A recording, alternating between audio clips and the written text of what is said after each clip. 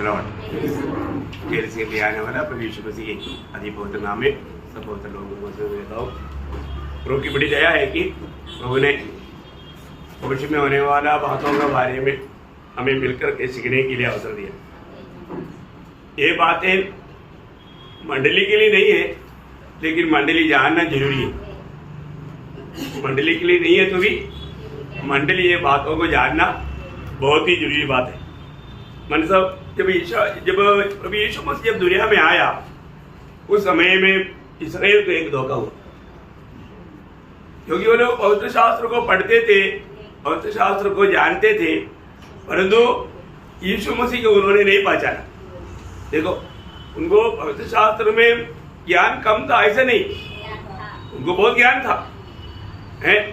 वो ज्ञान पाने के बावजूद भी, इसलिए प्रभु ने एक बार बोला ना, यूहन्ना उसका 5 अध्याय का 39-40 में प्रभु ने क्या बोला? पवित्र शास्त्र में ढूंढते हो क्योंकि समझते हो कि उसमें अनंत जीवन तुम्हें मिलता है, और यह वही है जो मेरी गवाही देता है। फिर भी तुम जीवन पाने के लिए मेरे पास आना नहीं चाहते। देखा, जीवन पाने के लिए मेरे पास आना नहीं चाहता। अभी सबसे बड़ी बात है, मसीहा प्रभु यीशु मसीह दुनिया में आएगा, उस समय में कैसा रहेगा ये सारे बात यहूदी जानता था। जानने पर भी यीशु मसीह इतना उनको प्रकट करके बताने पर भी उनको एक धोखा हुआ, है ना। देखो, आज हम लोग महाक्लेश के बारे में भी अभी सीख रहे हैं। ये सारे बात सीखने के बाद में भी धोखा हो सकता है, धोखा से बचना। इसलिए एक अच्छा सत्य चेतावनी है, क्योंकि वचन में लिखा हुआ हर एक बात पक्का वैसे होने वाला बात है ना। पिछले दिनों में हम लोगों ने खास करके पिछले दिन में हम लोग मोहर तोड़ने के बारे में, क्या बोला, मोहर तोड़ने के बारे में देखा। आपको, आप लोगों को याद है? सबको याद है ना? हम लोगों ने मतलब 5वां मोहर तोड़ने तक का बात को देखा। पहला मोहर तोड़ा तो क्या हुआ है? श्वेत घोड़ा आया, है ना। श्वेत घोड़ा किसको दिखाता? मतलब मसीह विरोधी उपाय से आकर के यहूदियों को भी मतलब फंसा देगा, उपाय से वो कार्य करेगा। बहुत मतलब मैं ही आने वाला मसीहा है, तुम लोग इंतजार करने वाला मसीहा मैं हूं, ये बात को उनको एकदम संदेह नहीं दो करके उनके सामने अभिनय करेगा, उसमें वो लोग फंस जाएगा। मतलब वहां पर आप लोगों ने देखा, हम लोग मतलब देखा था वो कैसे किया, बहुत उपाय के साथ। दानियल 11 अध्याय का 21 वचन में उसका बी पार्ट में हमने पढ़ा था, आपको याद है क्या पढ़ा? बहुत उपाय के साथ है, हाँ, चिकनी चुपड़ी बातों के द्वारा। देखा, चिकनी चुपड़ी बातों के द्वारा राज को प्राप्त करेगा। देखा, मतलब वो एकदम मैं तुम लोगों को सबको खुशहाल से चलने देगा, क्योंकि अभी मतलब अवस्था एकदम दुनिया का बिगड़ते जा रहा है। आज का अवस्था देखो, दुनिया इतना बिगड़ते जा रहा है, इसलिए मतलब कैसे भी एक नेता आकर के वो नेता के कंट्रोल में हो जाएगा तो ऐसे चाहत करने के टाइम पर है इसका प्रवेश, है ना। इसका मतलब अगला मोड़ में हम देखते हैं कि मानो उपाय से मानो शुरू करेगा। और दूसरा मोड़ में हमने क्या देखा था? लाल घोड़ा, है ना, तलवार के साथ आएगा। ये किसको बताता?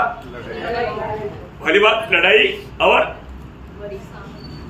मानो लहू बहाया जाएगा, बहुत से लहू बहाएगा, है ना। लाल जो घोड़ा वो लहू बहाने का चित्र है और तलवार लड़ाई का चित्र है। तो इसमें हमको मालूम है कि वहां पर भयारी लड़ाई होगा। कभी भी मानो मनुष्य नहीं समझ सकता इस प्रकार का लड़ाई वहां पर होगा। तीसरा मोड़ खोलने के टाइम पर क्या हुआ? एक काला घोड़ा आया और मतलब उसको काला किसको बताता? दुख को और अकाल देगा, अनाज का कमी देगा। राजू किसके पास है? मसीह विरोधी के हाथ में। बोले कि मानो रेशन लेवल पर सब बात मिलेगा, है, सभी बातों में बहुत ज्यादा कंट्रोल रहेगा। और चारों मोर जब खोलेगा तो क्या देखा? पीला कोड़ा। इसको किसको बताता? मृत्यु को, मृत्यु को बताता है। तो उस समय में मृत्यु का कारण होने वाला 4 बाधा है। 4 बात क्या है? तलवार, अकाल, मरी, वन पशु। देखो आज का भी पेपर में केरला में मैंने एक रिक्शा जा रहा था, जिंगली हाथी आकर के मतलब वो रिक्शा को पलट करके वो रिक्शा ड्राइवर को मार दिया और बाकी चार लोग था, चारों बहुत भयंकर थे तुम में, मतलब बजाय कि नहीं मार। देखो मतलब इसके अलावा कितना केस हो रहा है। कल का दिन में कई जंगली जानवर आकर के कई लोगों को ये किया। देखो अभी से महाक्लेश का दिनों में पूरा जंगली जानवरों को भेज देंगे। प्रभु ने ये बात बताया है तो प्रियो आज हमारे सामने ये बातें हो रहा है ना, कितना भयंकर बात है। और 5वां बात हम क्या देख रहा था, जब मानव उस वेदी के नीचे बहुत से पवित्र लोगों का पुकार, वो क्या पुकार रहा था? देखो यहाँ पर एक खास बात क्या है आपको मालूम है, मतलब 7वां मतलब जब मोह तोड़ा गया तब बाकी आगे होने वाला 7 बात का तैयारी हो गया। यहाँ का एक विशेष बात मतलब 7वां मोहर अभी हम उधर नहीं आया, लेकिन मैं एडवांस में आपको बोलता हूँ 7वां मोहर खोलेगा तो वहां पर जो नेक्स्ट जो कदम है उसका शुरुआत का तैयारी है। मतलब खोलेगा तो 7 तुरगी मतलब 7 दूधों को दिए जाएंगे, है ना। 7वां तुरगी भूखेगा तो नेक्स्ट 7 बात का तैयारी है, मतलब 7 मतलब क्लेश की कटोरा वो उनको दिया जाएगा। मतलब 7वां उसमें वो प्रोग्राम सेट है, प्रोग्राम सेट है। तो मतलब ये मोहर तोड़ने वाला प्रभु यीशु मसीह है, परंतु तुरगी भूखने वाला और मतलब वो कटोरा डालने वाला स्वर्गदूत है। और आपका नॉलेज के लिए मैंने ऐसा बताया। ओके, तो कल हमने ये बात देख रहा था कि जब प्रभु उस मानव 5वां मोहर खोलने का उस समय में 2 मानव गवाहों को भी 1,44,000 की मदद के लिए भेजता है। प्रभु कभी भी भेजता है तो 2 लोगों को भेजता है ना। ये एक प्रभु का भेजने का एक बड़ा नियम है। जब प्रभु यीशु मसीह जब दुनिया में था, जहाँ जहाँ प्रभु को जाना था, तो लूका का सुसमाचार उसका 10 अध्याय का 5वां वचन में हम देखता है, इन 7 के बाद प्रभु ने 70 और मनुष्य नियुक्त किए और जिस नगर और जगह को आप जाने पर था वहाँ उन्हें 2-2 करके अपने आगे भेजा। 2-2 करके आगे भेज दिया, है ना। मतलब इसका मतलब क्या है कि 2-2 का बहुत महत्व है, बाइबल में 2-2 का बहुत महत्व है। जब मतलब प्रभु यीशु मसीह जब स्वर्ग में चला गया उस समय में ये लोग देख कर तो वहां पर भी हम देखता है 2 स्वर्गदूत आकर के उनको बोलता है ना। जब प्रेरितों का उनका 12 अध्याय 10 उसके जाते समय जब वे आकाश की ओर ताक रहे थे तो देखो 2 पुरुष श्वेत वस्त्र पहने हुए उनके पास आ खड़े हुए। देखा 2 पुरुष, मतलब क्या, क्योंकि आपको मालूम है ये सब प्रभु का वचन में लिखा हुआ उस व्यवस्था के अनुसार प्रभु हर एक काम करता है। इक्लेशियंस में लिखा है, इक्लेशियंस 4 अध्याय का 9 वचन में, मतलब 1 से 2 अच्छा है, 1 से 2 अच्छा है, भला है, और एक गिर गया तो दूसरा उसको खड़ा करेगा। तो मतलब अगर एक ही है तो पढ़ा ही देगा, परंतु 2 इसका मतलब 2 का बाइबल में बहुत से महत्व है। तो अभी यहाँ पर इस 2 गवाहों के बारे में बाइबल में बहुत से बात लिखा है। जकरिया ने भी किताब उसका 4 अध्याय का 14 वचन में ये जो 2 गवाह लोगों के बारे में ऐसे लिखा है, जकरिया उसका 4 अध्याय का 14 वचन।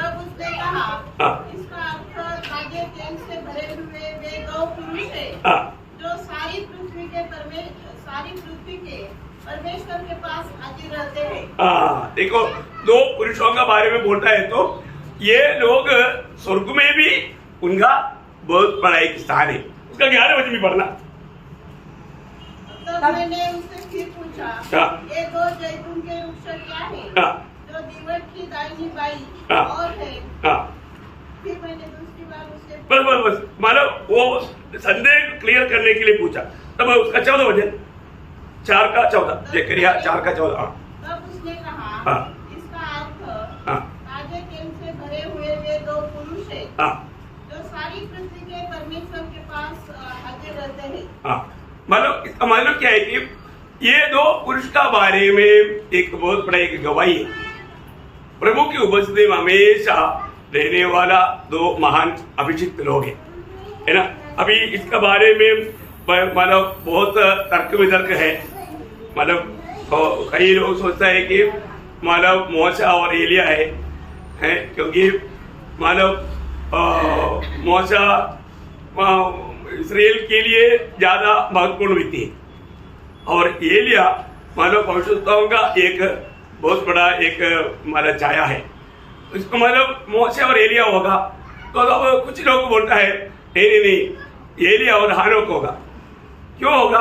क्योंकि मतलब हानोक भी जिंदा उड़ा लिया गया और एलिया भी उड़ा लिया गया, तो इसलिए ये लोग दोनों होगा करके ऐसा भी सोचता है क्योंकि मतलब एक बार मरना फिर न्याय को होना सभी मनुष्य के लिए परमेश्वर ने नियत किया, इसलिए उनको एक बार मरने के लिए वो आएगा। ऐसा कोई जरूरी है क्या? नहीं, ऐसा है तो फिर हमारा मृत्यु नहीं होगा।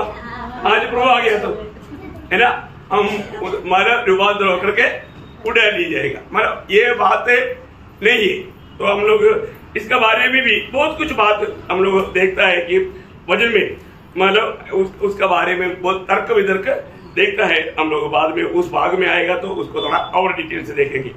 तो यहाँ पर उस क्लेश के समय में बहुत लोग मारा जाएगा, बहुत लोग रक्तसाक्षी हो जाएगा। वहां पर बहुत बड़ा भीड़, जब 7 अध्याय का 14 से 16 तक पढ़ना, 7 अध्याय का 14 से माना प्रकाशित वाक्य 7 अध्याय का 14 से 16। मैंने उससे कहा, हे स्वामी तू ही जानता है। उसने मुझसे कहा, ये वे है जो उस महाक्लेश में से निकल कर आए हैं। इन्होंने अपने अपने वस्त्र मेमने के लहू में धोकर श्वेत किए हैं। इसी कारण वे परमेश्वर के सिंहासन के सामने है और उसके मंदिर में दिन रात उसकी सेवा करते हैं। और जो सिंहासन पर बैठा है वह उनके ऊपर अपना तंबू तानेगा। फिर वे भूखे और प्यासे न होंगे और न उन पर धूप न कोई तपन पड़ेगी। देखिए बहुत बड़ी बात है। ये लोग कहाँ से आया? महाक्लेश में से आया, क्लेश से आया। कितने लोग रहेगा कोई बोल नहीं सकता, उसका नाम मुझे मरना। इसके बाद मैंने दृष्टि की और देखो हर एक जाति और कुल और लोग और भाषा में से एक ऐसी बड़ी भीड़, ऐसा एक बड़ी भीड़ जिसे कोई गिन नहीं सकता था, श्वेत वस्त्र पहने और अपने हाथों में खजूर की डालियां लिए हुए सिंहासन के सामने और मेमने के सामने खड़ी है। देखो इसका मतलब क्या है प्रियो? उस समय में ये जो 1,44,000 लोग और ये 2 अभिषिक्त दासों के द्वारा बहुत बड़ा जागृति दुनिया भर में आएगा और उस जागृति में बहुत से लोग मतलब प्रभु यीशु मसीह के लिए मरने के लिए तैयार हो जाएंगे। तो अभी आपको मालूम है आज मतलब दुनिया भर में रहने वाले लोगों में एक करीब 200 करोड़ से अधिक लोग क्रिस्ती लोग हैं और तो इसमें विश्वासी लोग कितना जाने वाला है? बहुत कम जीवित रहने वालों। ऐसा है तो उस समय में ये लोगों को सबको अभी मालूम पड़ेगा हम लोग धोखा खाया। उस समय में बहुत से लोग मरने के लिए तैयार हो जाएंगे। अभी एक बात है, महाक्लेश का समय में प्रभु यीशु पर विश्वास करके उसकी बगाया हुआ लघु पर विश्वास करके रक्तसाक्षी होगा तभी उसका छुटकारा है, इसके अलावा नहीं। अभी विश्वास करने से छुटकारा है और तो महाक्लेश के दिनों में जब तक वो वध नहीं होगा, रक्तसाक्षी नहीं होगा, उसको उधार नहीं, उसको छुटकारा नहीं। ये यहाँ पर आया हुआ सब लोग कैसा आया हुआ है? मतलब रक्तसाक्षी होकर के आया है, वो प्रभु के लिए मतलब रक्तसाक्षी हुआ है। इसी कारण प्रभु का वचन कहता है कि तुम्हें कोई भी व्यक्ति तुम्हें किसी प्रकार में भी भरमाना नहीं। सभी भरमाने वाला काम इन दिनों में बहुत ज्यादा बढ़ता है। लेकिन हमें जब दूसरा थिस्सलुनीकियों उसका 2 अध्याय का 3 वचन, इसी रीति से किसी के धोखे धोखे में न आना, क्योंकि वह दिन न आएगा जब तक धर्म का त्याग न हो ले और वह पाप का पुरुष अर्थात विनाश का पुत्र प्रकट न हो, जो विरोध करता है और हरेक से जो ईश्वर या पूज्य कहलाता है अपने आप को बड़ा ठहराता, यहाँ तक कि वह परमेश्वर के मंदिर में बैठकर अपने आप को ईश्वर ठहराता है। ये मतलब एक्चुअली ये संभव कब होता? 3.5 साल बीतने के बाद में। लेकिन उससे पहले भी उसका बहुत से कार्य लोगों को प्रकट हो जाएगा, है ना। वो बहुत प्रकार मतलब धोखा देने वाला आत्मा का कार्य करके थोड़ा भी परखने वालों को समझ में आएगा। उसी हमारा दूसरा थेसलोनिकी उसका दूसरा अध्याय उसका 9 से 12 उस अधर्मी का आना शैतान के कार्य के अनुसार सब प्रकार की झूठी सामर्थ्य और चिन्ह और अद्भुत काम के साथ और नाश होने वालों के लिए अधर्म के सब प्रकार के धोखे के साथ होगा, क्योंकि उन्होंने सत्य से प्रेम नहीं किया जिससे उनका उद्धार होता। इसी कारण परमेश्वर उनमें एक भटका देने वाली सामर्थ को भेजेगा। देखा कौन भेजेगा? परमेश्वर स्वयं भेजेगा। प्रियो, बहकने वाला उपदेश सुनने के लिए लोगों को बहुत आसानी रहेगा और उसमें ज्यादा लोग ये आखिरी समय में बहक जाएगा। ये चेतावनी है प्रियो, हम लोग कभी भी एक आसानी मार्ग सोच करके उसको लेना नहीं, ये बहुत इंपॉर्टेंट बात है ना। अभी ये जो 2 गवाहियों का इतना सामर्थ्यवान कार्य के कारण मसीह विरोधी ज्यादा काम उस समय में नहीं कर पाता, क्योंकि उन लोगों को इतना अधिकार के साथ वो सेवा करता। उनको दिया हुआ समय के अंदर उनको किसी प्रकार भी कोई हरा नहीं सकता। इतना ताकतवर कार्य ये 2 गवाही देता है, करता है। इसलिए 1,44,000 को बहुत हिम्मत मिलता, लेकिन ये लोग सब रक्तसाक्षी होकर के मारा जाएगा। ये 1,44,000 भी उसी रीति में रक्तसाक्षी होकर के मारा जाएगा। वो आगे उन लोगों को हम देखता है 14 अध्याय में, अभी नहीं जाएगा। लेकिन यहाँ पर हम देखता है जब उसका जो प्रकाश सभा की 11 अध्याय का 7 से 12 तक वचन में वो अपनी गवाही दे चुकेंगे। ये किसका बारे में? वो 2 गवाहों के बारे में। तो वह पशु चौथा कुंड में से निकलेगा, उनसे लड़कर उन्हें जीतेगा और उन्हें मार डालेगा। देखा, अभी यहाँ पर पूर्ण रूप में मसीह विरोधी वो पशु, वो उसका पूरा ताकत मतलब वो ताकत उस समय में मिल जाएगा। मैंने कई बार आपको बताया, ये बात बार बार क्यों आपको बताता है, आपके दिल में बैठना चाहिए। ये पशु में इनका सामर्थ आ जाएगा, सामर्थ आकर के ये उस समय में ये दोनों गवाहों को मार डालेगा। मतलब उनको मार डालना बोलेगा तो असंभव है, एक सामान्य बात नहीं, कोई भी उनका सामना नहीं कर सकता, लेकिन इनको मार डालेगा। मार डालने के बाद उनके शव उस बड़े नगर के चौक में पड़े रहेंगे, जो आत्मिक रूप से सदोम और मिस्र कहलाता है, जहाँ उनका प्रभु भी क्रूस पर चढ़ाया गया था। सब लोगों और कुलों और भाषाओं और जातियों के लोग उनके शवों को 3.5 दिन तक देखते रहेंगे। देखा, ये 3.5 का मतलब बात बहुत बड़ा आता है ना। 3.5 साल महाक्लेश का। इसी प्रकार अभी इनका 3.5 दिन यहाँ पर सड़क में पड़ा रहेगा। और उनके शव को कब्र में रखने न देंगे। देखा प्रियो, इसका मतलब क्या है कि भविष्य में होने वाला बातों में इन लोगों को इस रीति में मारने के बाद में वो दुनिया को सबको लगेगा ये जो जानवर जो है ये कितना ताकतवान है, उसकी बहुत ज्यादा तारीफ किया जाएगा। ये तारीफ के साथ आपको मालूम है जो भी कुछ बड़ाईपन में आता है वो लोग दूसरे को फंसा देता है।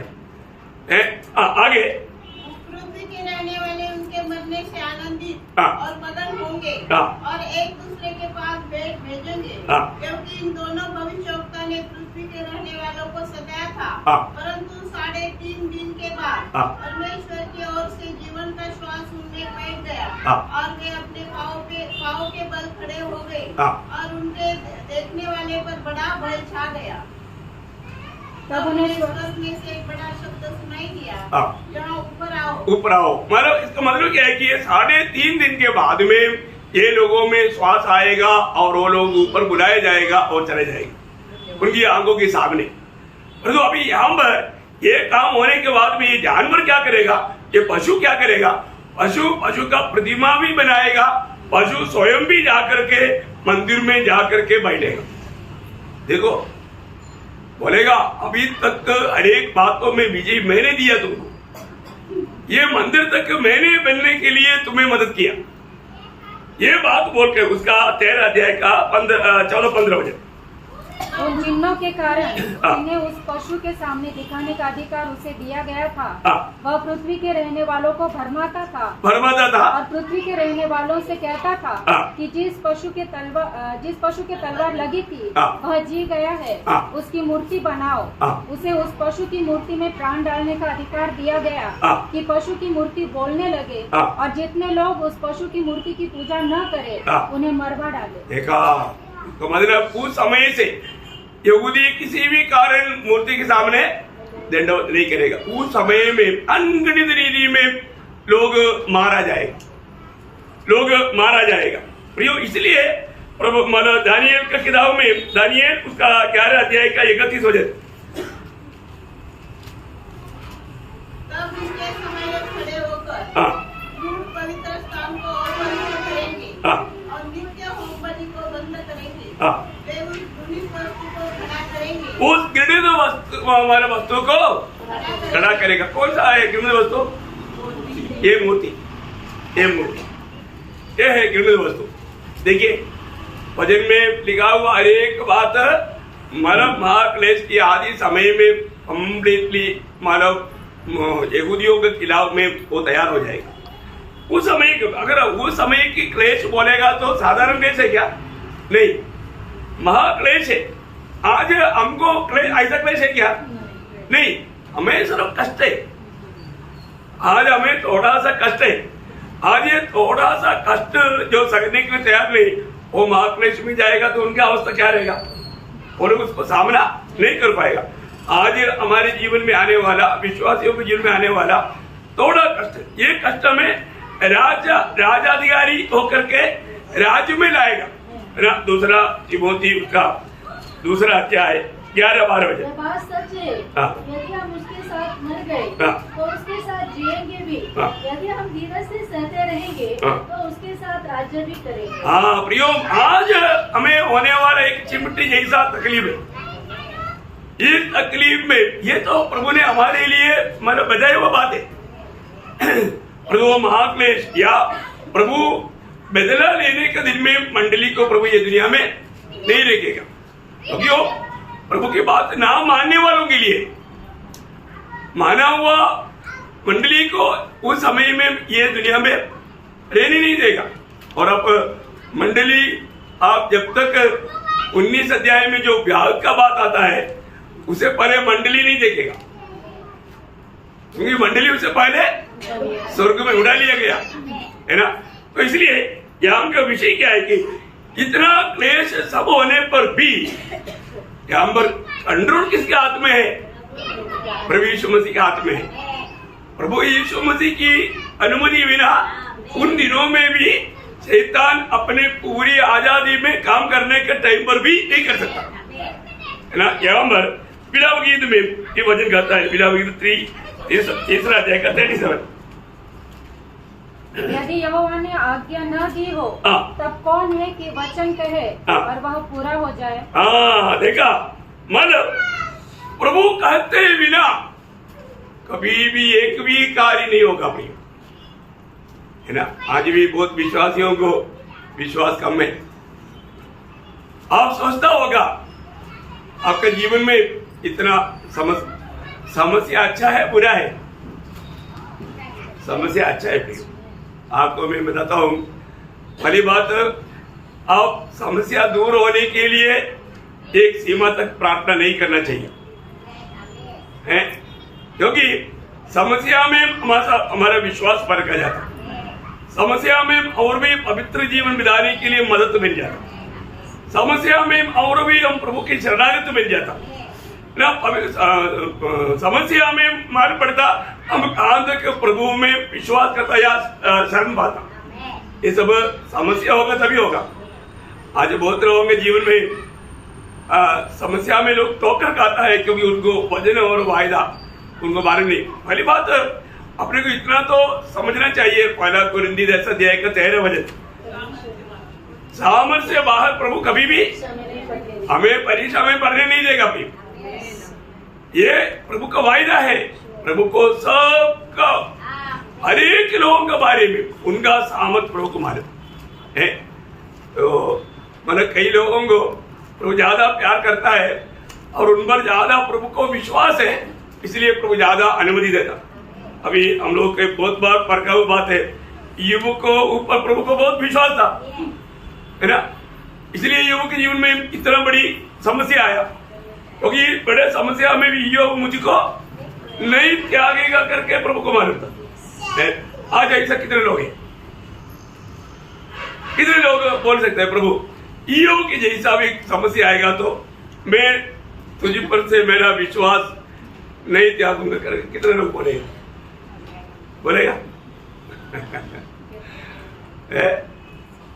समस्या आने के लिए ऊपर पड़ेगा।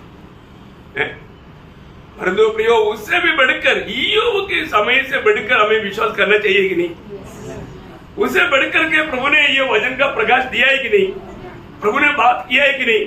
और खास करके आज प्रभु हमारे में रहता है, हमारे में रहता है। इतना विश्वास होने पर हम लोग कितना अधिक उसके लिए तैयार होना चाहिए। लेकिन हम देखते हैं कि आज भी लोगों में उस विश्वासी जीवन में बहुत कमजोरियां है। खैर प्रभु को धन्यवाद हो। तो प्रभु का वचन बार बार कहता है कि हर एक दिन मतलब जब तक प्रभु अनुमति नहीं देगा, जब प्रकाशित वाक्य उसका 11 अध्याय का 3 वचन वापस एक बार पढ़ना। मैं अपने 2 गवाहों को यह अधिकार दूंगा कि टाट ओढ़े हुए 1260 दिन तक भविष्यवाणी करें। देखा, इसका मतलब उससे पहले वो जितना दिन उनको प्रभु ने परमिशन दिया, उससे पहले मसीह विरोधी उसको मार पाया नहीं पाया, क्योंकि उसका 7 वचन जब वे अपनी गवाही दे चुकेंगे तो वह पशु जो अतः उनमें से निकलेगा उनसे लड़कर उन्हें जीतेगा और उन्हें मार डालेगा। देखा, मतलब जब वो गवाही दे चुके हैं, गवाही का समय पूरा हो गया। देखो ये हर एक बात वचन में लिखा हुआ, हर एक बात भविष्यवाणी की बात समय पर ही पूरा होगा। हमारे बारे में भी प्रभु ने बताया ना, प्रभु हमें दिया हुआ आयु प्रभु पूरा करेगा। कोई भी बात हमें उसे बीच में लेकर के नहीं जा पाएगा। प्रभु हमको जो सेवा दिया वो सेवा पूरा प्रभु करवाएगा। इसी प्रकार महाक्लेश के दिनों में भी मसीह विरोधी जो भी करना चाहेंगे वो भी टाइम के अनुसार ही होगा। जब दानियल का किताब उसका 8 अध्याय का 11 वचन, दानियल उसका 8 अध्याय का 11 वचन, वह उस सेना के प्रधान तक भी बढ़ गया और उसका नित्य होम बलि बंद कर दिया गया। देखिए नित्य होम बलि को क्या किया, बंद कर देगा। उसका 9 अध्याय का 27 वचन, वह प्रधान 1 सप्ताह के लिए बहुतों के संग दृढ़ वाचा बांधेगा, परंतु आधे ही सप्ताह के बीतने पर वह मेल बलि और अन्न बलि को बंद करेगा। उसे पहले क्यों नहीं बंद किया? क्योंकि उसके पहले वो जो 2 गवाहों को पूरा अधिकार दिया हुआ है, उसके सामना करने के लिए पशु को ताकत नहीं, और जो पशु को भी काम करने का समय प्रभु ने नियुक्त किया है। देखो महाक्लेश के टाइम पर भी कंट्रोल पूरा यीशु मसीह के हाथ में है। स्वर्ग और पृथ्वी का सारा अधिकार प्रभु यीशु मसीह के हाथ में है ना। दानियल उसका 12 अध्याय का 11 वचन, जब से नित्य होम बलि उठाई जाएगी और वह घिनौनी वस्तु जो उजाड़ करा देती है स्थापित किया जाएगा। मतलब इस 3.5 साल के बाद में मसीह विरोधी इस अपना मूर्ति को वहां पर खड़ा करेगा। यहूदी लोग कितना भी, अभी भी यहूदी लोग जैसा मानव वेदी में भेंट चढ़ाने के लिए जाएगा और उनको आराम से मसीह विरोधी पकड़कर मारेगा। उसी रीति में मारा जाने वाले लोगों की संख्या तक बहुत बड़ा है। जब आपको मालूम है सलोमोन ने अदोनिया को पकड़ करके मारने के लिए जब बताया, अदोनिया को पार करके क्या किया, वो वेदी का सिंह पकड़ा। सिंह पकड़ा तो भी मतलब उसको छोड़ दिया, नहीं छोड़ा। वैसा मसीह विरोधी उन दिनों में इस्राएल के साथ करेगा, है ना। पहला राजा उसका पहला अध्याय उसका 50 से 53। और अदोनिया सुलेमान से डरकर हाँ उठा और जाकर बेटी के सिंगों को पकड़ लिया। हाँ तब सुलेमान को यह समाचार मिला, हाँ। अदोनिया सुलेमान राजा से ऐसा डर गया है हाँ। कि उसने बेटी के सिंगों को यह कहकर पकड़ लिया है, हाँ। आज राजा सुलेमान शपथ खाए हाँ। कि अपने दास को तलवार से न मार डालेगा। लेकिन अभी आपको मालूम है यहाँ पर मसीह विरोधी ऐसे करेगा, मसीह विरोधी हम नहीं कहेगा। मसीह विरोधी उन लोगों को पकड़ करके मारेगा, इसलिए बहुत मरने वालों की संख्या बहुत बढ़ जाएगा।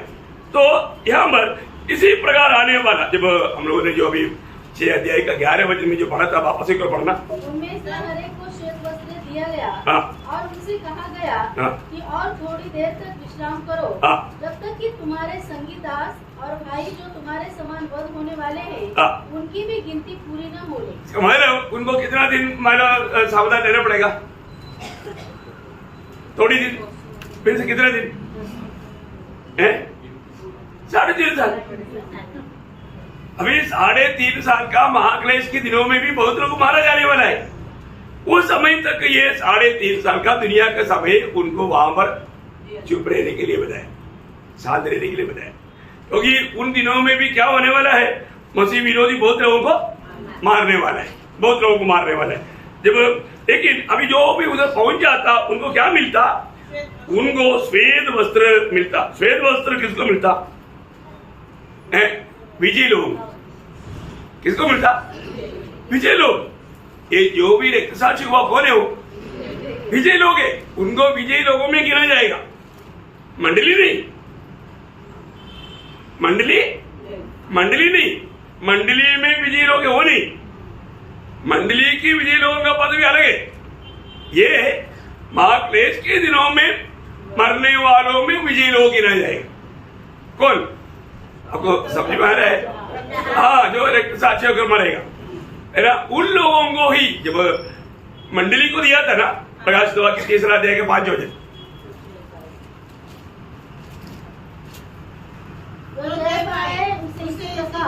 श्वेत वस्त्र पहना जाएगा और मैं उसका नाम जीवन की पुस्तक में से किसी रीति से न काटूंगा और उसका नाम अपने पिता और उसके स्वर्गदूत के सामने मान दूंगा। हाँ, बस अभी यहाँ पर और दूसरा बात, इस वेदी के नीचे इतनी जो लोगों को मिला, वो लोग एक्चुअली मंडली के लोग हैं क्या? नहीं, वे लोग मानो यहूदी लोग और जाति के लोग हैं, और इसलिए उन्होंने बेदरा के लिए मांग किया। मंडली हमने पिछले में भी देखा, मंडली कभी भी किसी कारण भी बेदरा नहीं मांगेगा, क्योंकि प्रभु ने उनको सिखाया। यीशु मसीह की सिखलाए हुआ लोग है मंडली के लोग, वो लोगों से सिखलाए के अनुसार ही काम करेगा। जब रोमियो का पत्री उसका 12 अध्याय है, उसको 19 सके। हे प्रियो, बदला न लेना, परंतु परमेश्वर के क्रोध को अवसर दो, क्योंकि लिखा है, बदला लेना मेरा काम है, प्रभु कहता है मैं ही बदला दूंगा। देखा, प्रभु बदला लेगा हमारे लिए, हमें बदला लेने के लिए परमिशन है नहीं। मंडली कभी भी बदला लेगा भी नहीं, बदला चाहेगा भी नहीं। प्रयोग हमें मिला हुआ मन प्रभु का मन है। ये मन आज हमारे में है कि नहीं, ये बात को हमें परखना है। कई बार लोग दुनिया के जैसा सोचने लगता है, दुनिया के गिरी में चलने लगता है, वो लोग अपने आप को प्रभु का जन कहलाता है, लेकिन उसमें सच्चाई नहीं। तो यहाँ पर हम क्या देखता, उस समय में प्रभु महाक्लेश के दिनों में प्रभु बदला लेता है, तो प्रभु के लोगों को सताने के कारण उनको प्रभु खून पिलाएगा। पानी सब क्या होगा? पानी सब खून हो जाएगा। उसका 16 अध्याय, प्रकाश के वाक्य 16 अध्याय, उसका 5 और 6 वचन। तब मैंने पानी के स्वर्गदूत को यह कहते सुना। पानी के स्वर्गदूत, मतलब आपको मालूम है कि एक बातों का एक अधिकारी स्वर्गदूत रहता है ना। आप देखिए, पानी के स्वर्गदूत क्या गवाही देता? हे पवित्र जो है और जो था, तू न्यायी है और तूने यह न्याय किया, क्योंकि उन्होंने पवित्र लोगों और भविष्यवक्ताओं का लहू बहाया था और तूने उन्हें लहू पिलाया क्योंकि वे इसी योग्य है। देखा, ये उसी के लिए योग्य है। देखा, मतलब उन लोगों को वही बात को पीने दिया। उसका 19 का 2 वचन भी पढ़ना। क्योंकि उसके निर्णय सच्चे और ठीक है। उसने उस बड़ी वेश्या का जो अपने व्यभिचार से पृथ्वी को भ्रष्ट करती थी न्याय किया और उससे अपने दासों के लहू का बदला लिया। प्रभु ने बदला लेगा। यहाँ पर प्रियो, यहाँ पर सब बात क्या है कि हम लोग ना बोलते हुए भी प्रभु जरूर धर्म के अनुसार बदला लेगा। उसका 6वां मोहर खोलने के टाइम पर क्या हुआ, उसका 6 अध्याय का 12 से 17 वचन पढ़ो। तो मैंने देखा कि एक बड़ा भूकंप हुआ और सूर्य कंबल के समान काला और पूरा चंद्रमा लहू के समान हो गया। आकाश के तारे पृथ्वी पर ऐसे गिर पड़े जैसे बड़ी आंधी से हिलकर अंजीर के पेड़ में से कच्चे फल झड़ते हैं।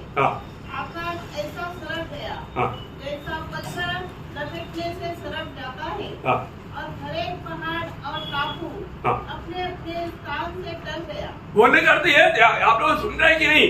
मतलब ये दुनिया में क्या हो रहा है, दुनिया की अवस्था कैसे बिगड़ते जा रहा है, बहुत ध्यान से सुन रहा है ना।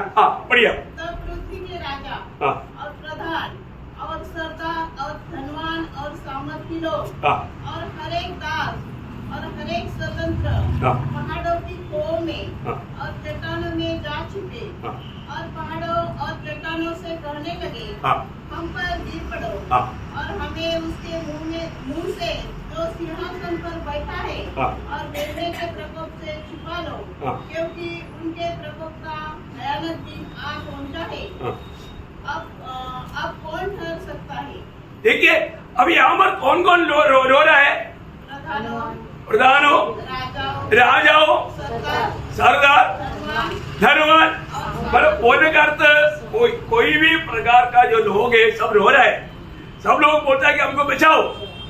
गुफाओं में जाकर के बोलता है पहाड़ तो हम पर गिर पड़ो। क्यों? क्योंकि परमेश्वर का और मेमने का क्रोध हम नहीं सह सकता। प्रभु पलटा देने का टाइम कौन उसके सामने खड़ा हो सकता? इसके बारे में इतनी भविष्यवाणी है। एशिया क्या बोलते हैं? एशिया उसका 13 अध्याय उसका 9-10 वचन। एशिया नबी का उसका 13 अध्याय का 9-10।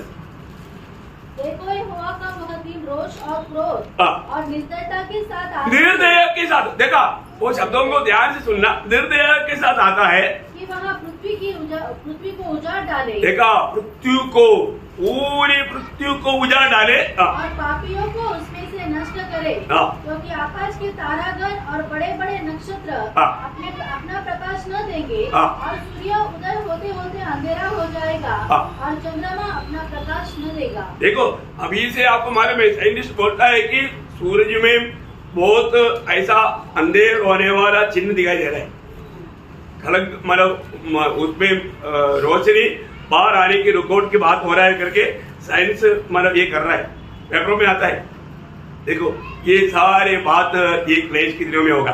जो मैं नबी ने कहा हुआ एक बात देखना, उसका 2 अध्याय का 30 से 31 वचन। इसी महाक्लेश के दिनों में प्रभु बदला लेने की टाइम पर क्या होगा? अर्थात लहू और आग और धुएं के खंभे दिखाऊंगा। यहोवा के उस बड़े और भयानक दिन के आने से पहले, उस प्रभु के उस बड़े भयंकर दिन आने से पहले सूर्य अंधियारा होगा और चंद्रमा रक्त सा हो जाएगा। उस समय जो कोई यहोवा से प्रार्थना करेगा वह छुटकारा पाएगा। बस मानव, ये बात क्या है कि इस प्रकार का भयानक अनुभव रहेगा। इसका मतलब चंद्रमा एकदम खून जैसा बन जाएगा। अभी भी कई बार लोग बोलता है चंद्रमा खून होने जा रहा है। साइंस इस बात के बारे में बहुत कुछ बात पीछे दिनों में पेपर में आई। सूरज अपना प्रकाश नहीं देगा वहां पर। मतलब क्या बोलता है उसका कलंक, उसको क्या बोलता है उसका, ये जो हीलियम जलते जलते वहां पर कुछ मतलब खाना पड़ गया। वो बात के बारे में था, मेरे को उसको मतलब हिंदी में शब्द इतना नहीं मिलता, लेकिन तो बोलता है कुछ रुकावट पड़ गया, मतलब प्रकाश बाहर आने के लिए है। ब्लैक ऐसा कुछ मतलब ब्लैक होल नहीं है, कुछ और कुछ शब्द है। चलिए, तो ये बात प्रभु यीशु मसीह ने इस पेश के बारे में बताने के समय में हमारे में मत्ती की सुसमाचार 24 अध्याय, लूका 21 और मार्क 13, ये तीनों मतलब अध्यायों में, उसमें मत्ती में प्रभु ने खुद मत्ती उसका 24 अध्याय का 29 में पढ़ना। उन दिनों की क्लेश के तुरंत बाद सूर्य अंधियारा हो जाएगा। बोले का अर्थ इस आधा क्लेश होने के बाद का बात है। इस आधा क्लेश के बाद में होने वाला क्लेश बयान नहीं कर सकता शब्दों में। अब ये 6 क्लेश का भी हमने देखा, शुरुआत की अवस्था तक कितना भीग रहे, और जो इससे कई गुना बढ़ करके अभी ये आधा समय के बाद का ये दोनों समय में होने वाला क्लेश, तुर्की के टाइम पर और कटोरे के समय में है। तो अभी यहाँ पर बोलता है इस समय की शुरुआत का 3.5 साल के समय के बाद में सूर्य क्या होगा, अंधेरा हो जाएगा, और चंद्रमा का प्रकाश जाता रहेगा और तारे आकाश से गिर पड़ेंगे। देखा, तारे आकाश से गिर पड़ेगा। तारा आकाश से गिर पड़ेगा तो अभी आपको मालूम है, तारा बोलेगा तो ये दुनिया से कितना बड़ा है। तारा भी चमकने वाला चीज, उल्काए ऐसा ऐसे बात रहेगा जो भी है, मानो परंतु वो गिरेगा, वो गिर करके इतना भयानक। अभी आपको मालूम है स्काईलॉक गिरने के बारे में बोला तो लोग पूरा डर गया, इतना डर गया, कहाँ गिरेगा, कब क्या होगा ना। अब लोग याद है न्यूज पे आया था तो ऐसा है। तो अभी मतलब तारा ही गिरेगा बोलेगा तो उस समय में जीने वाले लोगों का अवस्था क्या रहेगा, अब किसके ऊपर कहां पर क्या आएगा कुछ सोच सकता है नहीं। तो मरकुस में भी 13 अध्याय का 24-25 में यही बात तो देखता है, पढ़ने की जरूरत नहीं। तो मतलब यहाँ पर हम देखते हैं जब मिस्र में प्रभु ने जब वादा भेजा था, उसमें एक वादा अंधेरा था। आपको मालूम है वो 1 दिन तक लोग अंधेरे में बिल्कुल उड़ करके इधर उधर नहीं जा सकता था, मतलब कोई रोशनी दिखाएगा तो भी दिखता है नहीं, ऐसा अंधेरा रहेगा था, घोर अंधेरा। ऐसा अंधेरे का समय ये 3.5 साल के बाद में होने वाला है। जब निर्गमन उसका 10 अध्याय उसका 22-23 होने पड़ता। तब मूसा ने अपना हाथ आकाश की ओर बढ़ाया और सारे मिस्र देश में 3 दिन तक घोर अंधकार छाया रहा। घोर अंधकार छाया गया 3 दिन तक, न तो किसी ने किसी को देखा और न कोई अपने स्थान से उठा, परंतु सारे इस्राएलियों के घरों में उजियारा रहा। क्या बात है ना। प्रभु का कार्य देखो, प्रभु के लोगों के घर में अंधेरा नहीं, लेकिन उन लोगों के पास अंधेरा 3 दिन और रात लोग कहीं हिलाए नहीं, है ना। प्रभु यीशु मसीह की मृत्यु के समय में भी हम देखते हैं कभी भी जब मत्ती उसका 27 अध्याय का 45 अध्याय, दोपहर से लेकर तीसरे पहर तक उस सारे देश में अंधेरा छाया रहा। देखा, अंधेरा छाया गया वो 3 घंटा है। प्रियो, एक बात जानना, ये जो बातें है हम लोग सामान्य रीति में, अभी आप देखो अगर ज्योति ही नहीं है तो क्या काम होगा। अरे बात उस समय में टोटली गड़बड़ी है। बाहर निकलेगा तो कोई जानवर भी खा सकता है, दूसरे लोग आकर के सीधा मार देगा, क्योंकि सब में वो दुष्टात्मा का कार्य है। इतना भयंकर बात है। अभी आजकल का एक न्यूज पढ़ेगा तो दोस्त लोग नहाने के लिए जाता है, वो एक दूसरे को मतलब बहुत गहराई उसमें धक्का मार के गिराता है। देखो क्या हो गया, कैसे हो गया, बोलता है कि कोई एक आया मेरे को ऐसा बोला, धक्का मारो, मैंने मार दिया। कितना केसेस हो रहे हैं आजकल का। न्यूज़पेपर का बात पढ़ेगा तो हमको ऐसा लगेगा महाक्लेश शुरू हो गया क्या, क्योंकि महाक्लेश का उन दिनों में होने वाला बात इन दिनों में जो उधार पाया वो लोग नहीं, उनमें दुष्टात्मा कर रहा है। प्रियो, कभी भी शैतान को अवसर ना दे। ये सारी भयंकर बात होगा। ये सिया उसका 34 अध्याय का 4-5 वचन। आकाश के सारे गण जाते रहेंगे और आकाश कागज के समान लपेटा जाएगा। जैसे दाखलता या अंजीर के वृक्ष के पत्ते मुरझा कर गिर जाते हैं, वैसे ही उसके सारे गण धुंधले हो जाते रहेंगे, क्योंकि मेरी तलवार आकाश के पीकर तृप्त हुई है। देखो वह न्याय करने को एदोम पर और जिन पर मेरा शाप है उन पर पड़ेगी। देखो प्रभु खुद बताए वो बात है प्रियो, इसके माने ये महाक्लेश का दिन को हम कैसा वर्णन करें, उसके साथ मानव जकरिया उसका 14 अध्याय के 6 बजे उस दिन कुछ उजाला न रहेगा क्योंकि ज्योतिगण सिमट जाएंगे। मतलब ज्योतिगण सिमट जाएंगे, मतलब मिट जाएगा। हाँ मिट जाएगा, कितना भयंकर बात है ये, हम भावना कर सकता है। और साथ ही साथ प्रकाशित वाक्य उसका 16 अध्याय का 18 वचन,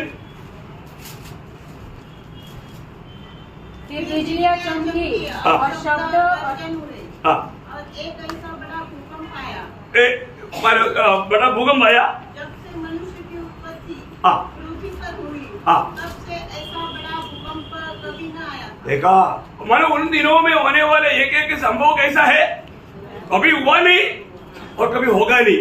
तो वो भूकंप में क्या रहेगा, फिर कितना बड़ा विनाश होगा। प्रियो अभी आपको मालूम है कई जगह पर आया हुआ भूकंप, इधर ही लातूर में आया था, वो भूकंप में कितना लोग मरा है, करीब 2,25,000 से ऊपर लोग मरा।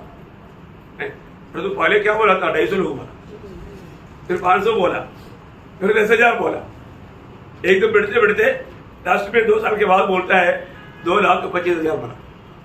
देखा है, और वो भी कोई ज्यादा बड़ा होती नहीं। अभी यहाँ पर बोलता है दुनिया होने के बाद में अभी तक वैसे हुआ नहीं, अगर आगे होगा नहीं। वो भूकंप कैसे रहेगा है, वो भूकंप का हम भावना कर सकता है नहीं, रिक्टर स्केल में कितना दिखाई देगा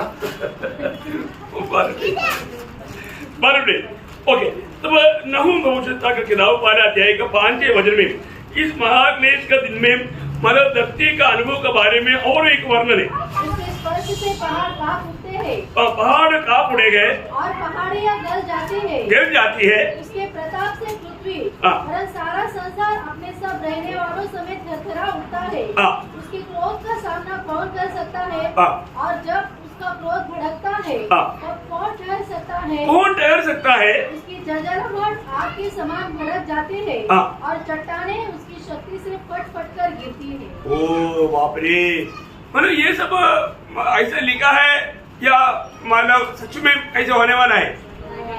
प्रियो ये सब महाक्लेश का दिनों के लिए तैयार करके रखा है ना। हर एक बात, ये एक एक शब्द पढ़ने के समय में हमारे दिल में कितना गौरव उठाएगा, जबकि हम उस समय में इधर रहने वाला नहीं है, परंतु प्रभु ने हमको कितना अद्भुत रीति में बचाया। ये एक बड़ी बात है ना प्रियो। हग्गाई का किताब उसका 2 अध्याय के 6 वचन में हग्गाई भविष्यवक्ता क्या बोलता है उन दिनों के बारे में, क्योंकि सेनाओं का यहोवा योग करता है, अब थोड़ी ही देर बाकी है, अभी थोड़ी ही देर बाकी है कि मैं आकाश और पृथ्वी हाँ। और समुद्र और स्थल सबको कंपित कराऊंगा। हाँ बताओ, मैं अभी आकाश को भी हिला दूंगा, धरती को भी हिलाऊंगा, मैं मतलब समुद्र को भी हिलाऊंगा। इसका मतलब कितना भयंकर सुनामी रहेगा, धरती की अवस्था ही बिगड़ गया।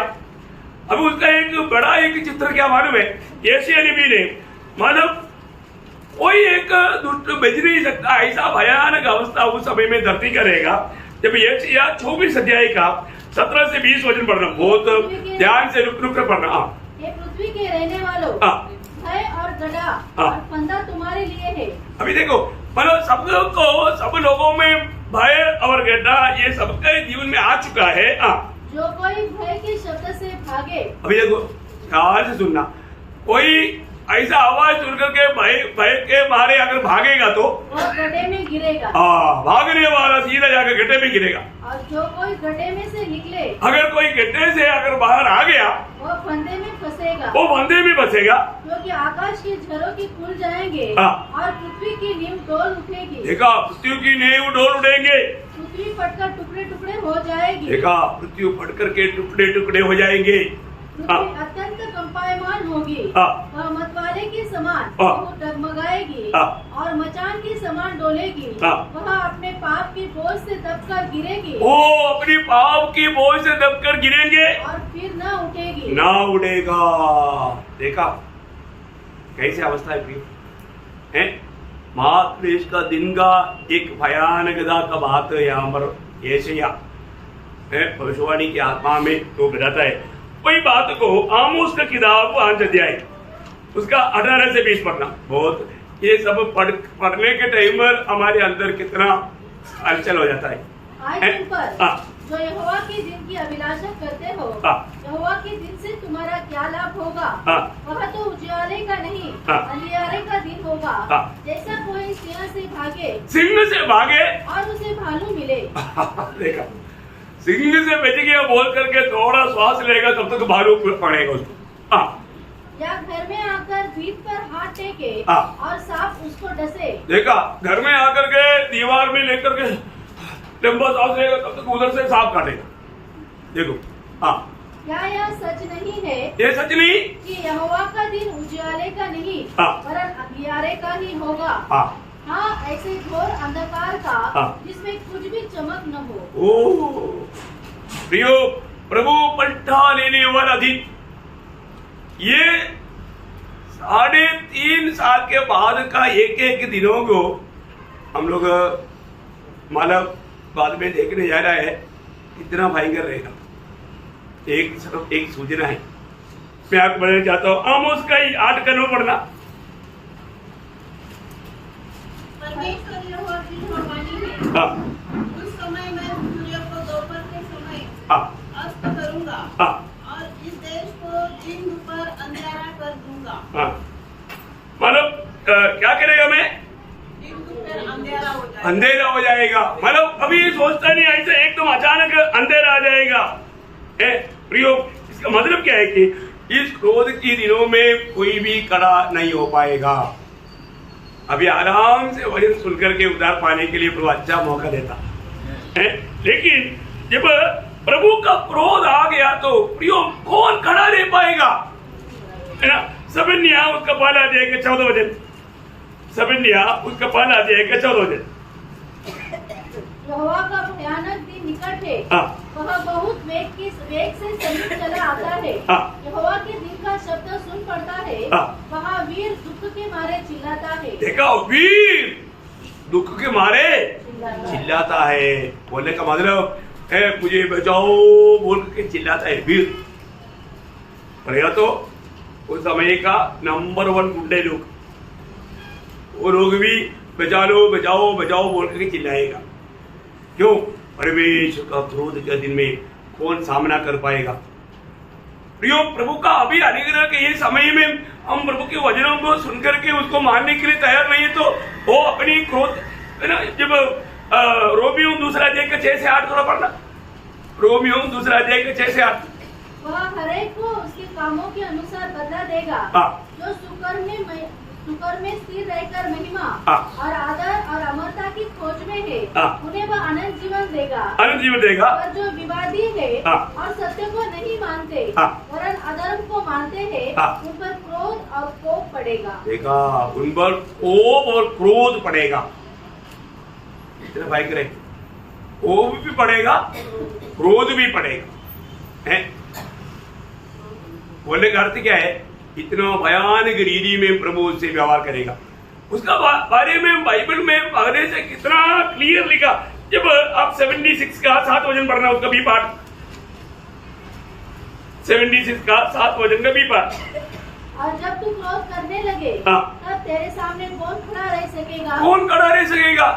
प्रभु के सामने उस दिन में कोई भी खड़ा नहीं हो सकता। लोग कई प्रकार मानो बोलता है कि मैं उस समय में प्रभु का बात को भी सामना करेगा नहीं कर सकता। तो मलाकी उसका 3 अध्याय का 2 वचन, मलाकी 3 का 2। परंतु उसके आने के दिन को कौन सह सकेगा? देखा, कौन सह सकेगा? यो असहनीय रहेगा। वो दिन की बात जो है ना कितना भयानक रहेगा, वो असहनीय रहेगा। नहूम भविष्यवक्ता की किताब उसका पहला अध्याय के 6 वचन, नहूम उसका 1 का 6। इस क्रोध का दिन का सामना कौन कर सकता है? प्रभु का उस क्रोध का सामना कौन कर सकता है? जब उसका क्रोध भड़कता है तब कौन ठहर ठहर सकता है? कौन ठहर सकता? उसकी जलजलाहट आग के समान भड़क जाती है और चट्टानें उसकी शक्ति से फट-फट कर गिरती है। वाह वाह वाह, बोले का अर्थ क्या है प्रियो? वो दिन कभी भी किसी को जेल से रह नहीं पाएगा। और एक वचन पढ़ना, जो है उसका दूसरा अध्याय का 11 वचन का 20 पद, जो है उसका दूसरा अध्याय का 11 वचन का 20 पद। क्योंकि यहोवा का दिन बड़ा और अति भयानक है, उसको कौन सह सकेगा? वो उनका सह सकेगा। प्रियो, हम लोग इस प्रकार का एक प्रभु पलटा लेने वाला एक दिन हमारे सामने आ रहा है करके जानने के बावजूद भी अभी एक कृपा युग में हमें मौका मिलने पर अभी हमें बचने के लिए मौका है।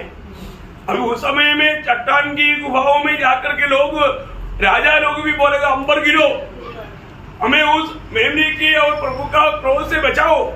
प्रियो, वो बात बोलने से पहले अभी बचने के लिए मौका है ना? है? अभी भक्त लोगों को समस्या है तो हमें बचने के लिए जगह है कि नहीं है? ना? नीति वचन में ही चलेगा, नीति वचन 18 अध्याय का 10 वचन। यहोवा का नाम दृढ़गढ़ है, यहोवा का नाम दृढ़गढ़ है, धर्मी उसमें भागकर सब दुर्घटनाओं से बचता है। देखा, आज हमें कोई भी परेशानी में प्रभु का नाम लेकर के हम उन बातों से बच जाता। प्रियो, एक नंबर दिल से मैं आपको एक बात बताना चाहता हूँ, अभी भी जो ये उधार नहीं पाया, आप उस क्रोध का दिन के लिए, परमेश्वर का क्रोध अपने ऊपर लाने के लिए आप कार्य कर रहे हैं। अगर आप प्रभु का हाथ में जीवन सौंपेगा तो है, एक क्रोध का दिन में जाना नहीं पड़ेगा। प्रभु ने हमारे लिए कालवरी सूली में इतना सुंदर रीति में उधार को तैयार किया। आज हमें विश्वास करेगा वो मुफ्त में मिलता है।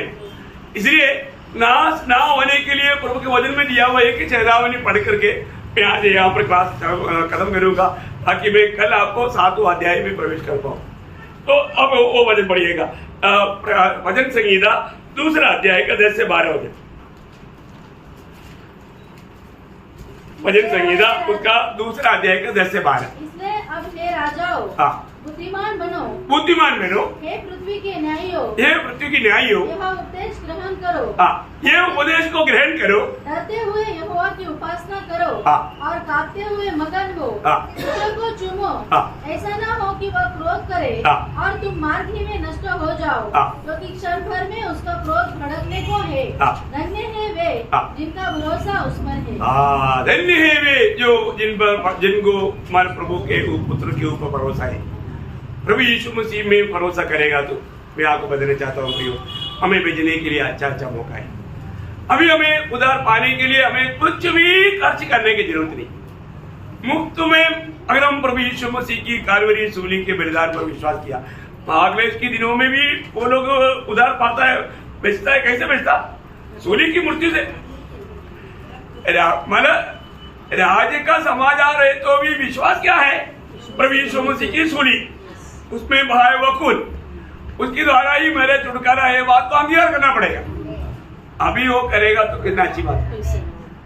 अभी वो करेगा तो मंडली का सदस्य बनेगा, नहीं तो कोई भी समय में यीशु मसीह की सूली की मृत्यु और मतलब यीशु मसीह पर और उसका सूली पर बहाया हुआ लहू, उस पर विश्वास करने के द्वारा ही उधार है। कितना बड़ी बात है। और जो अभी प्रभु का वचन कहता है, तुझे एक अच्छा सलाह देता है, उन दिनों में जाने से पहले अभी मार्ग में नाश ना होने के लिए पुत्र को चुनो, पुत्र को अपने जीवन में अपना लो। प्रियो, सुंदर अवसर प्रभु देता है। प्रभु आपके और हाथ बढ़ा करके हाथ फैलाया हुआ है। प्रभु आपके दिल में आना चाहता है, आपके जीवन में आना चाहता है, आपके जीवन को बदलना चाहता है, आने वाला भयंकर क्रोध से बचाना चाहता। पर आपको इच्छा है क्या है? वास्तव में हमारा उधार हुआ है तो, उधार नहीं हुआ है तो हमें सोचना चाहिए कि मेरे नाम जीवन का किताब में है क्या? मैं आज अगर मर गया तो भी मैं कहाँ जाएगा? या आज प्रभु आ गया, प्रभु के लोग उड़ा लिया जाएगा तो मेरा अवस्था क्या रहेगा? यह हमने सुना हुआ हर एक बात उनका जीवन में बीतेगा। अभी आपको मालूम है, बहुत लोग मतलब इस क्लेश के समय में अपना दिल को कठोर करेगा, वो लोग ये बातों में मानने के लिए तैयार नहीं होगा। प्रियो, उस समय में कैसा अवस्था आएगा नहीं तो मैं उस समय में जाकर के प्रभु के लिए मर करके मैं भी छुटकारा पाऊंगा करके अगर सोच करके कोई निर्णय में है तो वो बहुत बड़ा धोखा में है। क्योंकि आज इतना अनुकूल परिस्थिति में आप प्रभु को दिल दे करके उधार पाने के लिए तैयार नहीं है तो उस दिन में आपको कभी भी होने नहीं देगा, क्योंकि आप प्रभु का भयंकर रीति में परीक्षा लिया। स्वर्ग हमारा दिल के विचारों को जानता है, इसलिए ऐसा भावना में जाकर के धोखा मत करना पड़े। और तो बहुत लोग अज्ञानता के कारण वो लोग धोखा में है, वे उनमें से बहुत से लोग प्रभु के लोग उड़ा ले जाने के बाद में उन लोगों को जड़ करेंगे। उस समय बहुत से लोग 1,44,000 लोग और उनके साथ ये 2 अभिषिक्त के द्वारा आने वाला बातों के द्वारा उनको प्रोत्साहन मिलेगा और वो लोग विश्वास करेगा और वो मसीह विरोधी को सामना करेगा। वो किसी प्रकार भी मसीह विरोधी की बातों में नहीं जाएगा। तब उनको पकड़ करके जगह जगह पर वो स्ट्रेट टेकेगा, मालूम है ना, गुबनर में एक खड़ा करेगा सबके सामने ओपन, मतलब प्रभु को मानने वालों को लाएगा, उसमें लेट आएगा, वो स्विच ऑन करेगा, कट जाएगा। कितने लोगों को उस दिन मारेगा हम ऊपर से देखेगा, क्योंकि ये 3.5 साल मालूम जो शुरुआत की जो क्लेश होता है उस समय में हमारा प्रतिबल होता और आखिरी भयंकर जो क्लेश होता उस समय में हमारा ब्याह होगा। 3.5 ऐसा उधर भी 2 आधा प्रोग्राम है, उसके बाद में हम प्रभु के साथ आएगा और तो इधर ही होने वाला बात को साथ ही साथ हम देखते रहेगा, हिसाब देखने का प्रभु मौका मिलेगा। आज या अमर रह करके उन क्लेशों में जाना चाहता है या प्रभु का मंडली का सदस्य बनकर के प्रभु का दुर्गुण होकर के उस गुप्त आगमन में उड़ा ले जाने के लिए हम अपनी तैयारी करना चाहिए। अपने आप को पूछो, यदि आज मेरा मृत्यु हुआ तो मैं कहाँ जाएगा? जो उधार नहीं पाया सीधा कहाँ जाएगा? वो दंड पाने वाले जगह में जाएगा। अगर मारा नहीं, प्रभु आ गया, प्रभु के लोगों को उड़ा लिया, उसी टाइम से अगला क्षण से महाक्लेश शुरू हो गया, कहाँ जाएगा? महाक्लेश में जाएगा। महाक्लेश में जाएगा तो क्या होगा? दिन भर बोलेगा रात होना चाहे। अभी वो बात गंभीर दिशा में वो आ रहा है, अभी तक बड़ा हुआ बात भी गंभीर नहीं, ये भी नॉर्मल है। अभी जब तुरगी फूकेगा उस समय से आप देखना, ओरिजिनल ट्रिब्यूलेशन बोलेगा तो आखिरी से 3.5 साल है। अभी तक का एक खास बात करके नहीं गिनता, तभी भी कितना डेंजर है, इधर का ही बात कितना डेंजर आप देखो। प्रियो, ये बहुत इंपॉर्टेंट बात है कि हमारे जीवन में इसमें संदेह करना नहीं, ये सब जैसा लिखा वैसा होने वाला है। इसलिए महाक्लेश की बात से डर करके नहीं, यीशु मसीह जो आपको प्यार किया। और मैं विश्वासी लोगों को भी एक बात बताना चाहता हूं,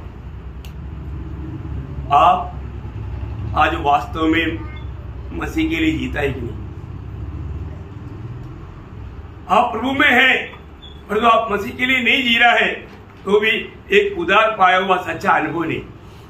मैं आपको मालूम है, मसीह के लिए जीने का अर्थ कोई दबाव से नहीं, मसीह के लिए जीने का अर्थ सिर्फ प्रेम से है। प्रेम विवेश करके आप मसीह के लिए अगर नहीं जी रहा है, मसीह को नहीं जी रहा है, तो आप अपने उधार को व्यर्थ कर रहा है। वो शब्द भी आखिर में पढ़ा करके समाप्त करूंगा, एक कोई भी पढ़िएगा, दूसरे कोरिन्थी 5:14-15 वचन। क्योंकि मसीह का प्रेम हमें विवश कर देता है, इसलिए कि हम यह समझते हैं क्या? नहीं समझता, वास्तव में नहीं जानता, नहीं समझता, नहीं मानता, यही है सच्चाई। हम समझता है बोलता है वो भजन, और दो सच्चाई क्या है? हम अभी तक नहीं समझा, हम अभी तक नहीं माना है तो हमारे आत्मीय जीवन कहां पर पहुंचना चाहिए प्रियो। इसलिए कई धोखे में प्रभु आएगा, प्रभु के लोग आ जाएगा, कहीं क्लेश में ना जाए। आगे बढ़ो। कि जब एक सबके लिए मरा तो सब मर गए और वह इस निमित्त सबके लिए मरा, इस निमित्त सबके लिए मरा कि जो जीवित है वे आगे को अपने लिए न जिए परंतु उसके लिए जो उनके लिए मरा और फिर जी उठा। मैं आपको बहुत प्रभु के प्यार में आपको याद दिलाना चाहता हूँ, ये वचन को आज भी कम से कम घर में जा करके थोड़ा ध्यान करो। ये 2 शब्द 14-15 वचन है, थोड़ा मनन करो। प्रभु के प्रेम मुझे विवेश करके मसीह के लिए जीने के लिए मैं विवेश होता है क्या? यार मैं मसीह को नहीं जी पा रहा है तो फिर प्रभु का मतलब नहीं है ना। प्रभु का जो आपको बचाने के पीछे उद्देश्य से आप बहुत दूर है प्रिय है। अभी क्या है, लोगों का आमंत्रण देना पड़ता है, आओ ना ये क्लास अटेंड करो ना, कोई जरूरत है क्या? आप अभी तक प्रभु का प्रेम को चखा ही नहीं। कालवरी सूली में आपके लिए दिया हुआ वो प्रेम, यो उस प्रेम को आप तुच्छ ना करो। मसीह के प्रेम हमको विवेश करना चाहिए। मसीह के प्रेम विवेश करेगा तो उसको कोई रुक नहीं सकता, कोई नहीं रुका सकता। अरे तो आज छोटी छोटी बात लोगों को रुका था, फर्क ना पड़ी। वास्तव में मैं मसीह के प्रेम को चखा है क्या? मेरा सही प्रकार मेरा उद्धार हुआ है क्या है? या कोई बातों से मतलब मेरा आत्मीय जीवन में कोई गिरावट आया है क्या? प्रभु को जीना, हम लोग ये बात को हम समझते बोलते, हम समझता नहीं, हम मानता नहीं, हमने अभी तक जाना नहीं, हम एकदम अज्ञानता में चल रहे हैं। ऐसे नहीं होना। तो ये वचनों के द्वारा सबको आशीष दे, प्रभु को महिमा मिले।